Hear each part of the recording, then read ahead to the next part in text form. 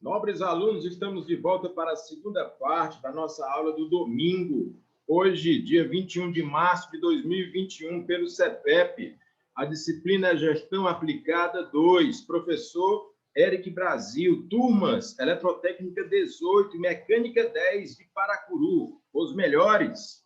Sejam bem-vindos mais uma vez, não é? E é sempre uma honra, um prazer e um privilégio. No bloco anterior, nós falávamos a respeito da gestão aplicada e agora fazendo uma observação de quantos recursos existem no nosso país e no mundo, não é? E quem são os países verdadeiramente ricos, os países verdadeiramente pobres, onde é possível que nós possamos pleitear a ajuda, apoio, inclusive governamental, porque o Brasil, por exemplo, é um país onde a carga tributária é muito alta, nós pagamos muitos tributos, muitos impostos, muitas taxas, muitas contribuições sociais, e dentro desses impostos, nós pagamos caro, é verdade, mas os governos têm a obrigação de devolver esse dinheiro para a gente na forma da prestação de serviços. Quais são esses serviços? Saúde pública, educação pública, segurança pública, infraestrutura pública e tudo mais que é da competência dos gestores públicos para com o cidadão brasileiro.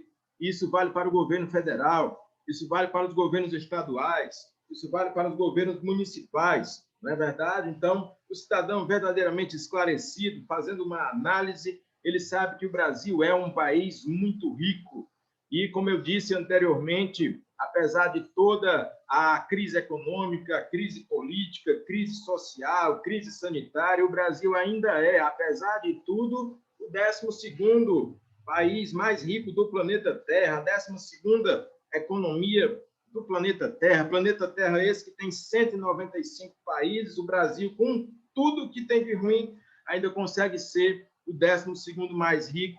Isso prova o quão rico é essa nação e como o cidadão pode se valer desses recursos, não é verdade? Até porque nós exercemos aqui uma cidadania plena. Quem fez comigo a disciplina de legislação e ética profissional viu ali o conceito de cidadão. Nós temos deveres, mas nós temos direitos também, né? Essa coleção de direitos e deveres inclui aí o direito à vida. E aí o Jaciel me fez algumas colocações, algumas ponderações, mas, professor, quando a vida está ameaçada, como é que eu posso agir como cidadão que sou? Né? Aí você pode clamar para a justiça, você pode clamar para os seus governos? Pode. Né? Infelizmente, esses direitos nem sempre eles são atendidos de maneira automática. Existe a necessidade de que você entre com uma representação, de que você entre com um processo para que esses direitos sejam contemplados. Mas, graças a Deus, muitas vezes o cidadão consegue acesso, sim. Como eu citei no bloco anterior, uma amiga minha teve câncer, e um câncer muito agressivo, e ela foi diagnosticada e os médicos não deram muita esperança a ela, não. Ela precisava tomar um medicamento que custava 120 mil reais a dose por mês, e ela ganhava salário mínimo, não tem esse dinheiro, não tem esse recurso. E ela se obrigou a procurar um advogado, a procurar a justiça e a processar o Estado, a requerer, através de um processo judicial, né? Processou o governo e o governo, por decisão judicial, paga e fornece o medicamento que ela necessita, que custa 120 mil reais por mês. Então, isso prova que nós temos recursos públicos, que nós temos, apesar dos pesares, uma grande infraestrutura que permite esse tipo de aplicação do direito, nesse caso, o direito à vida, já que ela solicitou algo que era elementar, básico para a manutenção da vida dela, que naquele momento custava 120 mil reais por mês, mas ela não queria luxo, ela não queria boa vida, ostentação, ela queria apenas a vida. Não é? E se a vida custa, para manter, nesse caso, 120 mil reais por mês, o Estado, o governo, a autoridade pública pode fornecer, certo? Mas, professor, então, quer dizer que eu tenho que ter muito cuidado com as teorias que defendem o Estado mínimo? Você tem que ter muito cuidado com elas, certo?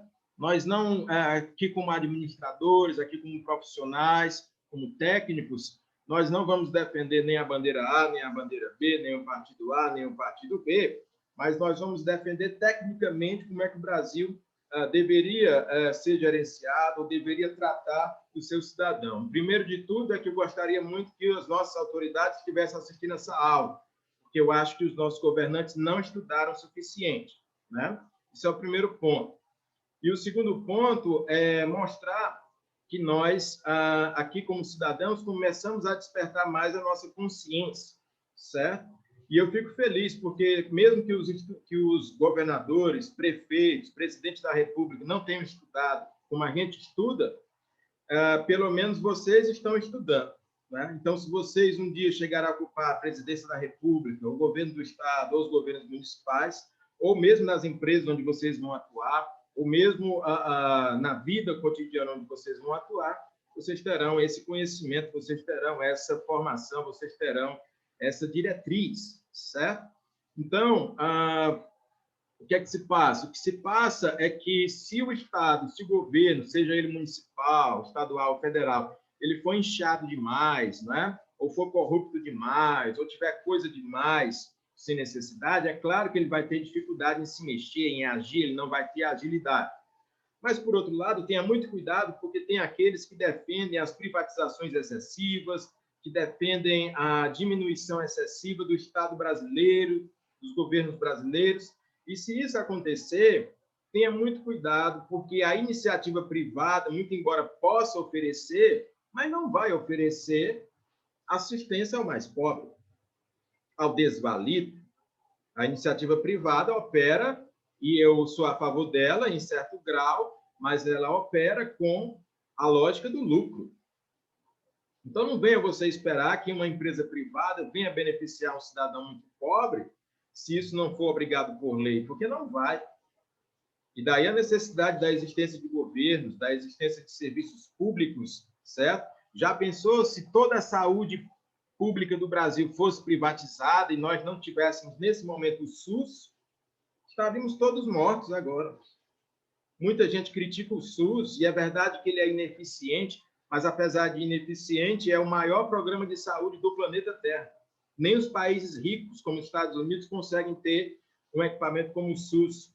E o Brasil consegue, ainda consegue, né? E é por conta disso que o número de mortos agora não está mais elevado. Então, assim, isso é um serviço público. Se você privatizar o SUS, o que é que vai acontecer? Vai acontecer que somente aqueles que tiverem condições serão atendidos.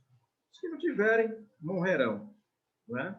Então, o Brasil ainda tem muitas qualidades. Uma qualidade que há no serviço de saúde brasileiro, claro que tem muitos defeitos, mas uma qualidade é porque qualquer um pode ser atendido. A saúde é direito de todos. Se tiver o leito, se tiver a vaga, você que é pobre, você que é classe média, você que é rico, vai ser atendido. Você que é brasileiro, vai ser atendido. Você que é brasileiro naturalizado, vai ser atendido. Você que é brasileiro nato, será atendido. Se for um estrangeiro, será atendido também. Lá nos Estados Unidos, como é que funciona? Você pode até ser atendido, mas depois o hospital manda a conta para você pagar. Tem vários casos de brasileiros lá nos Estados Unidos que ou morreram ou então foram atendidos e depois o sistema de saúde de lá, que é quase todo privatizado, enviou as contas milionárias para o cidadão pagar. Né? Então, assim, existem ainda coisas que nós precisamos valorizar. Agora, claro, o que é que nós temos que cobrar? É que o SUS ele seja melhor equipado, que ele tenha, além dos médicos, enfermeiros, ele tenha também gestores, que ele seja mais eficiente, que ele consiga, de fato, atender o cidadão no momento que ele precisa, que se faça uma distribuição correta. Não é porque você está com um simples resfriado que você precisa ir para o hospital, você pode ir para a UPA, você pode ir para o posto de saúde, e você pode fazer uma divisão correta, de atendimento correto, né? Tem aí o SAMU da vida, né? que também socorre tanta gente, quer dizer, são serviços que são, obviamente, muito importantes e são caros, que só podem ser pagos numa nação rica. Exemplo de nação rica, Brasil, República Federativa do Brasil, certo? Mas por que o Brasil não é chamado lá fora de país rico? Porque lá fora nós somos enxergados como cidadãos pobres. Mas o Brasil em si, a nação em si, possui muitos recursos. Nesse momento, só de reservas financeiras, o Brasil possui mais de 300 bilhões de dólares. Não é de reais, é de dólares. 300 bi, né? Isso é muito dinheiro. Os governos podem usar esse dinheiro, o governo federal pode usar esse dinheiro, os governos estaduais podem ter acesso, o cidadão pode ter acesso a esses recursos. Ah, mas vai quebrar a economia. Meu amigo, quando você distribuir esse recurso e garantir que o cidadão esteja vivo, e garantir que o cidadão esteja produzindo, ele mesmo, o cidadão, ele vai fazer a roda da economia girar, porque ele vai consumir, consumindo ele vai movimentar o comércio, nem que seja o comércio eletrônico nesse momento, e ele vai fazer com que a indústria se anime a voltar a empregar, ele vai fazer com que tudo se movimente. A economia é movimento, e para ter movimento é necessário existir vida, vida do cidadão, vida da cidadã. Não tem nada a ver com a política partidária, tem a ver com gestão, tem a ver com administração, tem a ver com eficiência, eficácia e efetividade. Diga, Jaciel, pode falar.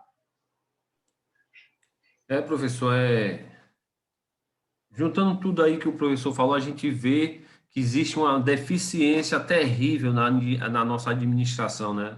A forma que o nosso governo administra o sistema.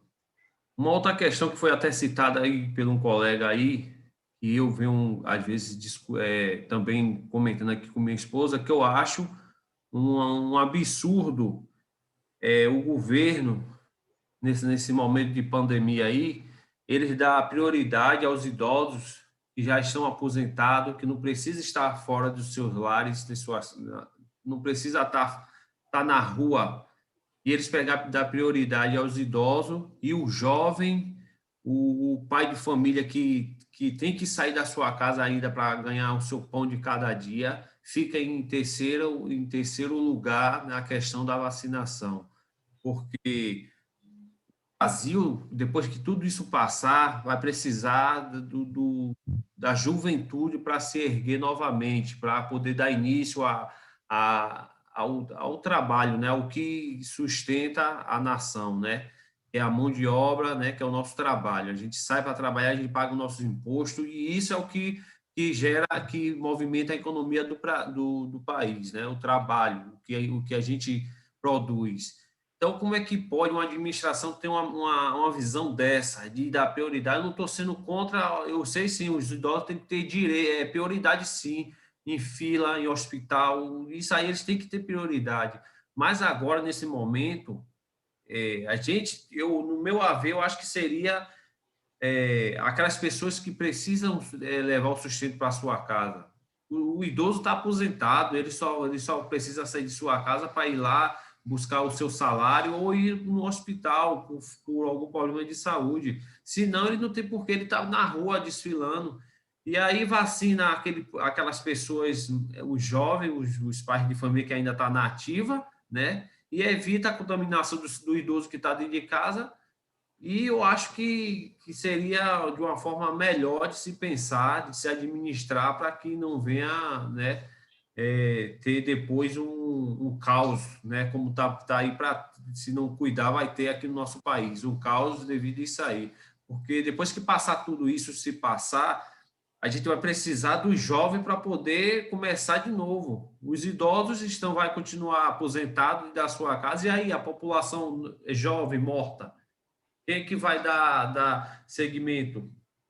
Entendeu, professor? Então, o colega tinha citado aí na aula da semana passada, né? Eu até tentei também fazer um comentário, só que eu estava com o meu áudio com problema e eu não fiz o comentário.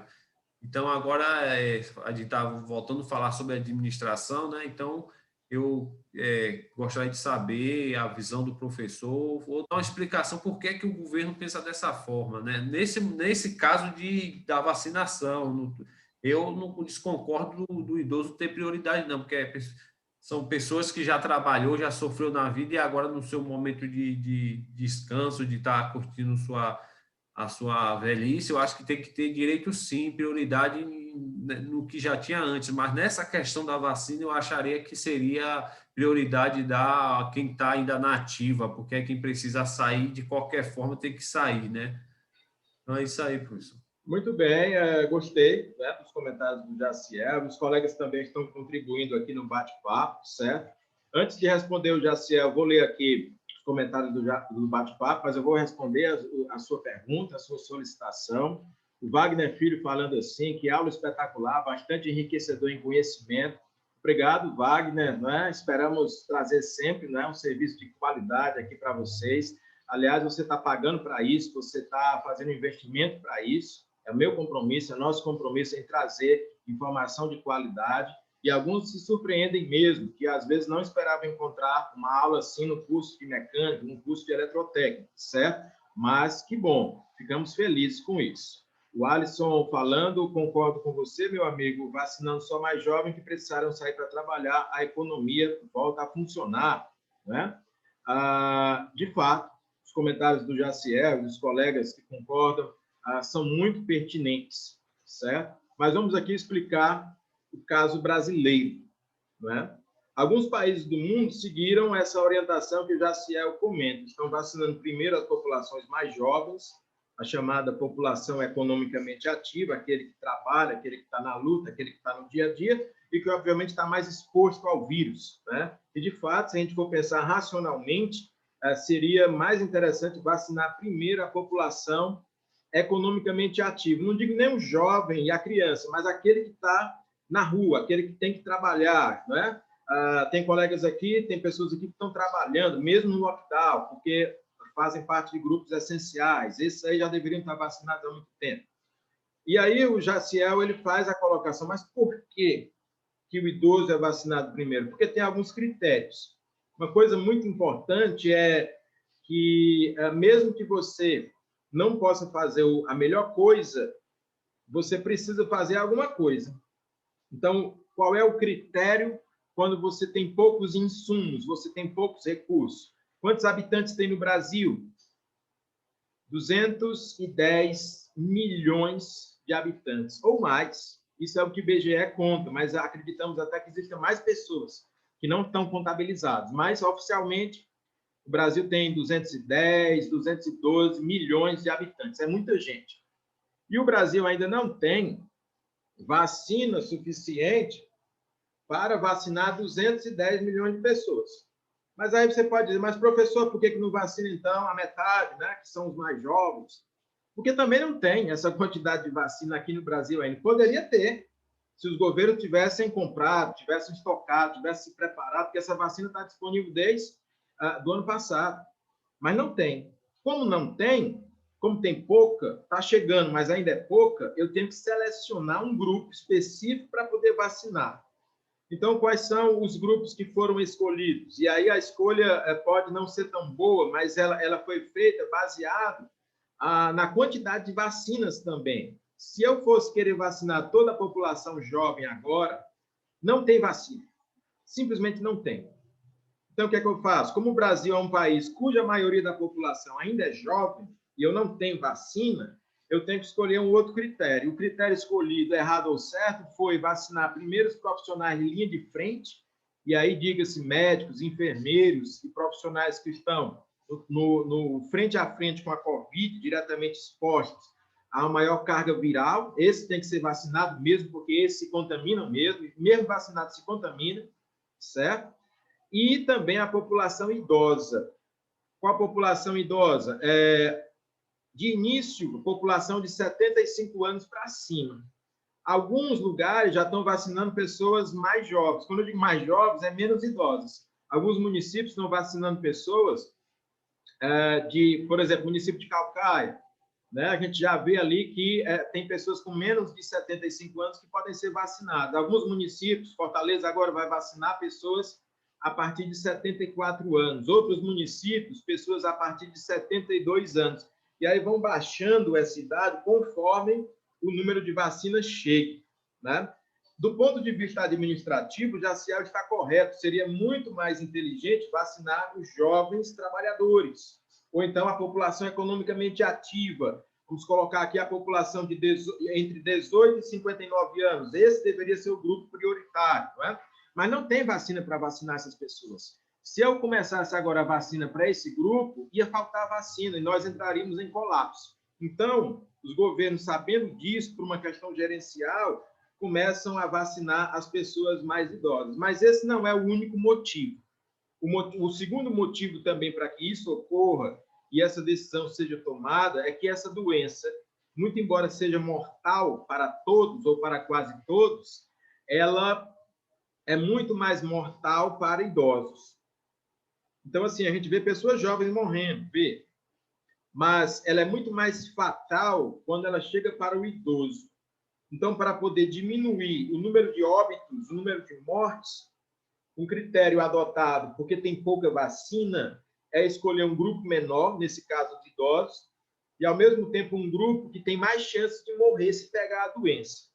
Professor, me diga grupos aí que podem esperar mais, que não vão morrer se pegar a doença. As crianças, por incrível que pareça, né, as crianças elas são muito suscetíveis a outras doenças, como o sarampo, como a catapora, como as vacinas que são, né, geradas para elas desde cedo. Mas uma coisa positiva em relação ao coronavírus. O coronavírus ele pode até matar uma criança, mas as mortes de crianças são poucas. Graças a Deus. Certo? Então, assim, eu não vou pensar em vacinar crianças agora. E aí, a juventude, claro, que tem exceções, mas caso seja contaminada pelo coronavírus, como tem um organismo mais forte, tem a possibilidade maior, a chance maior de se curar. À medida que você vai envelhecendo, você vai perdendo um pouco dessas forças. Então, a chance de alguém morrer sendo mais idoso, pegando o coronavírus, tende a ser maior, muito embora todos os grupos possam morrer. Crianças podem morrer, adolescentes podem morrer, jovens adultos podem morrer, pessoas adultas mais maduras podem morrer, mas é uma escolha diante de uma escassez de um produto. Qual é o produto nesse momento? Vacina. Professor, como é que eu faço, então, para tornar esse quadro mais justo? Preciso investir pesado agora na compra e distribuição de vacinas. A urgência brasileira, nesse momento, é a aquisição e distribuição de vacinas, para que aí sim, conforme o Jaciel falou, eu possa vacinar os grupos que compõem a população economicamente ativa, que são essas pessoas que vão gerar renda, que vão sustentar suas famílias, que vão fazer a roda da economia girar. Não é? Mas também há que se pensar, quando falamos de idosos, que muitos idosos ainda estão segurando a renda das suas famílias com as suas aposentadorias. Tem algumas famílias que é o idoso, que nesse momento crítico ainda sustentam, ainda conseguem segurar um pouquinho. Se esse idoso vier a falecer, a aposentadoria dele não passa para o filho, não, nem passa para o neto, não. Pode passar para o cônjuge, né? A pessoa é casada e aí, quando falece, né, a pensão por morte. Mas a renda dela não vai para a família, ela volta para o sistema, né? Então, é um critério. A situação não é perfeita, a situação é errada, a situação é mal administrada ainda, porém, pelo menos ainda conseguimos ver um movimento de vacinação. Eu, por exemplo, consegui vacinar minha avó, né, de 84 anos, com a primeira e com a segunda dose. Ela já está imunizada, com a graça de Deus, né, ela já está imunizada, certo? Mas é claro que eu, como professor, gostaria de estar vacinado, porque eu sou grupo de risco, né? Porque nós estamos aqui numa aula online, mas normalmente eu ministro aulas presenciais. Uma amiga minha que é jovem, que é enfermeira, não estava vacinada, e é porque é enfermeira, profissional da saúde, pegou Covid, está hospitalizado, com 70% dos pulmões comprometidos, com risco de morte. Né? Então, é um problema grave, certo? Sabemos de tudo isso. Teve um colega professor nosso que, infelizmente, perdeu a vida. É grave. Por isso que eu digo, os governos agora, nesse momento, e não só os governos, as grandes empresas também, porque eu vi algumas campanhas de algumas empresas, eu vou citar aqui o nome, não é comum que eu cite o nome, mas eu vou citar, o Magazine Luiza, por exemplo, a senhora Luiza Trajano, não foi? ela anunciou que está disposta a ajudar na compra de vacinas. Ótimo. O que é que os governos inteligentes eles têm que fazer? Se não existe a disponibilidade de dinheiro, mesmo o Brasil sendo muito rico para comprar vacina para todo mundo, governos busquem os grandes empresários. Ainda tem empresas gigantes no Brasil. A Volkswagen, por exemplo, anunciou essa semana que vai suspender as operações no Brasil, mas ela continua no Brasil. É uma empresa riquíssima. Por que os governos não podem fazer um acordo? Volkswagen, me ajude a financiar as vacinas. Magazine Luiza, me ajude a financiar as vacinas. Não é? Ford, você que passou tantos anos ganhando dinheiro às custas do cidadão brasileiro, você está se retirando do Brasil agora, mas deixa uma pequena contribuição para a gente comprar de vacina. Vamos fazer parcerias, e aí junto os recursos municipais, os recursos estaduais, os recursos federais e os recursos privados, aí sim a iniciativa privada pode ajudar em muito.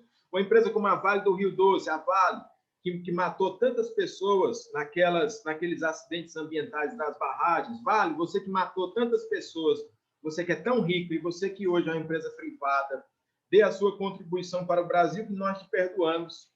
Compre aí alguns milhares, alguns milhões de doses de vacinas para os brasileiros, que os brasileiros vão ficar muito gratos.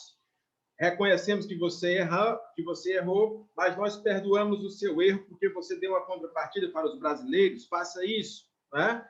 Tem empresas do exterior que querem vir aqui para o Brasil. Empresa, venha para o Brasil, se instale no Brasil, que a gente vai te dar incentivos fiscais, que a gente dá até o terreno para você se instalar, que a gente até ajuda você a montar o seu parque industrial. Mas faça o seguinte, ajude os brasileiros. Tem muitos coreanos chegando aqui. Coreia do Sul, você que é um país pequeno, mas que é um país tão avançado tecnologicamente, quer vir para o Brasil, venha. Mas um dos critérios é contribua para o nosso caixa de vacinas, porque nós agora estamos administrando melhor o Brasil, estamos numa grande parceria público-privada. O governo federal vai te ajudar, os governos estaduais vão te ajudar, os governos municipais vão te ajudar. Contribua com vacinas. Você que é de outro estado, aqui nós estamos no estado do Ceará, que é um estado, apesar de ter muitos recursos, ainda é um estado pobre em comparação aos outros. Você que vem lá do sul, do sudeste, contribua. Grendene, você que está em Sobral, se beneficiando do cearense, contribua para as vacinas do cearense. Vulca Braz Azalé, você que está lá no município de Horizonte, ganhando dinheiro às custas do cearense, contribua, não é? Com as vacinas para o cearense. Troller, você que vai fechar as portas agora, mas que ganhou tanto dinheiro às custas do cearense, deixa um caixazinho aqui para o cearense ter vacina, certo? Então, isso pode acontecer no âmbito internacional, isso pode acontecer no âmbito nacional, isso pode acontecer no âmbito regional, municipal. O Jaciel falou uma coisa também muito importante, né? Ele falou, cadê a ONU? Cadê a Organização das Nações Unidas? Por que nós não convocamos agora mesmo? E aí é um apelo para todos os chefes de Estado, para todos os presidentes da República do mundo, convoquem uma Assembleia Extraordinária da Organização das Nações Unidas, deixe de falar de diferença, vamos falar de um problema em comum e vamos ver como é que os países do mundo podem se reunir com as suas riquezas e distribuir melhor, porque nós sabemos que tem país que está lotado de vacina, nós sabemos que a Rússia está produzindo muitas vacinas, que a China está produzindo muitas vacinas, que a Alemanha tem condições de adquirir muitas vacinas, que a Inglaterra também tem, e que os Estados Unidos agora estão adquirindo muito. E nós sabemos que no Brasil a gente está produzindo vacinas também. Se o Brasil é um produtor de vacinas, por que essas vacinas não podem ser mais agilizadas para o território nacional, certo? Então, tudo isso é uma questão de inteligência, não é só uma questão de dinheiro. É uma questão de dinheiro, claro, de recurso, é uma questão de inteligência, de boa vontade, de boa gestão. Eu queria que nessa aula de hoje é domingo, dia 21 de março de 2021, o senhor presidente da República estivesse aqui, o senhor governador do estado estivesse aqui, os senhores prefeitos municipais estivessem aqui nessa aula, para poder assistir o que os eletrotécnicos e os técnicos em mecânica estão assistindo, certo? Por que não falam assim na televisão? Por que não falam assim na internet?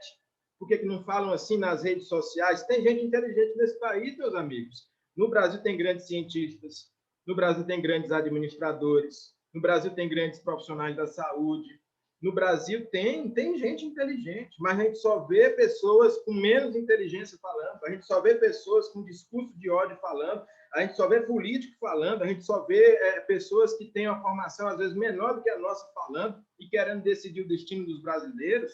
Por que não põe esse pessoal inteligente que o Brasil tem? O Brasil, meus amigos, tem cientista que está na NASA. O Brasil, até no governo federal, tem astronauta. O Marcos Pontes é astronauta, cara. É um cara super inteligente. Não bota esse cara para falar. O Brasil tem médicos qualificados. Bota esses caras para falar. O Brasil tem cientistas renomados no mundo inteiro, universidades no mundo inteiro. Bota esses caras para falar e a gente só escuta os políticos falar. É o presidente da República, é o governador do estado, é o prefeito municipal. Tudo bem, eles têm as suas autoridades legítimas, mas nós queremos escutar as pessoas que entendem. Porque se o Brasil tivesse numa guerra declarada, se fosse uma guerra de armas contra o inimigo externo, quem é que estava falando agora? Eram os generais, eram os militares. Tudo bem, numa época de guerra, onde a gente tem que entender de armas, de tiro, de poder de fogo, é o general que tem que falar. Mas numa época que a crise é sanitária, que a crise é de saúde, você tem que dar voz aos médicos, aos cientistas e aos administradores, porque são esses profissionais que têm a capacidade de vencer uma crise como essa. Presidente da República, governador do estado e prefeito, dificilmente são pessoas mega inteligentes. Não são. São pessoas que nós colocamos lá porque, dentre as opções que tem, nós votamos nelas. As pessoas verdadeiramente inteligentes e capacitadas do Brasil nem se candidatam, nem têm a oportunidade de estar no poder. E esse é o momento de você empoderar essas pessoas, de você cobrar. Prefeito, cadê? Eu sei que aqui no município de Paracuru tem muita gente inteligente. Paracuru é um município turístico, cara. Tem gente de todo lugar. Tem o cidadão local preparado, tem gente de fora preparado, tem gente de outros estados, tem gente de outros países. Consulte essas pessoas. Para você ter uma melhor gestão, governador do estado, eu sei que você é um cara de boa vontade, mas você não é expert em tudo, né? Então, pode ser que tenha algum administrador que saiba gerenciar melhor a questão do lockdown do que você. Traga ele para o seu gabinete, deixe ele te assessorar e seja humilde para escutar a voz dele.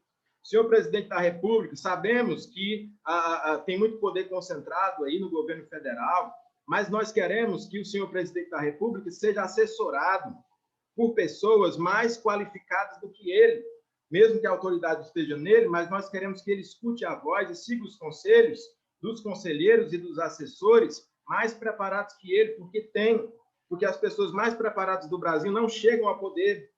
É diferente, o Brasil é diferente de outros países. Lá na Europa só vai para o poder quem é preparado. No Brasil, não. A gente coloca pessoas despreparadas, certo? Bote os preparados para falar, bote os preparados para administrar, bote os preparados para tomar decisões. E não precisa derrubar o governo, não. Basta o governo ser humilde, todos eles, para escutar o que as pessoas têm para dizer. Às vezes, os cidadãos aqui têm muita coisa a dizer. Nós aqui temos muita coisa a dizer, nós aqui temos muitas ideias, vocês têm muitas ideias, e vocês são cidadãos, nós somos cidadãos, tá certo? Então, vamos reparar um pouco mais nisso e, de alguma forma, pressionar. Como é que eu posso pressionar, professor? Se eu estou isolado em casa, você tem rede social, você tem Facebook, você tem Instagram, você olha o YouTube, então você pode gravar um pequeno vídeo, você pode postar uma informação que seja de interesse público. Não vai atacar ninguém, vai ajudar. Porque hoje a gente só vê o cara defendendo Bolsonaro, o cara defendendo Lula, o cara defendendo Camilo. Não é isso que é importante, não. Importante é você chegar, senhor presidente da República, está aqui uma sugestão para o senhor melhorar a sua gestão. Senhor governador do estado, está aqui uma sugestão minha, eu sou um cidadão, está aqui a sugestão. Se o senhor não estiver me escutando, eu acho que isso aqui vai chegar aos ouvidos de um assessor seu, que aí vai chegar. Senhor prefeito municipal, ó, eu não estou aqui para lhe derrubar, não, estou aqui para somar, para ajudar. Mas o senhor está errando nesse ponto aqui, está aqui uma dica, está aqui uma sugestão, certo? Não me enxergue como inimigo, não, me enxergue como cidadão que quer dar a sua contribuição. E aqui, nesse momento, nessa aula, nós temos 32 pessoas, 32 cidadãos que poderiam dar 32 contribuições diferentes, tá certo? Senhores, eu vou dar uma pausa de 2 minutos. Em 2 minutos, nós retomamos a nossa transmissão. Até daqui a pouco.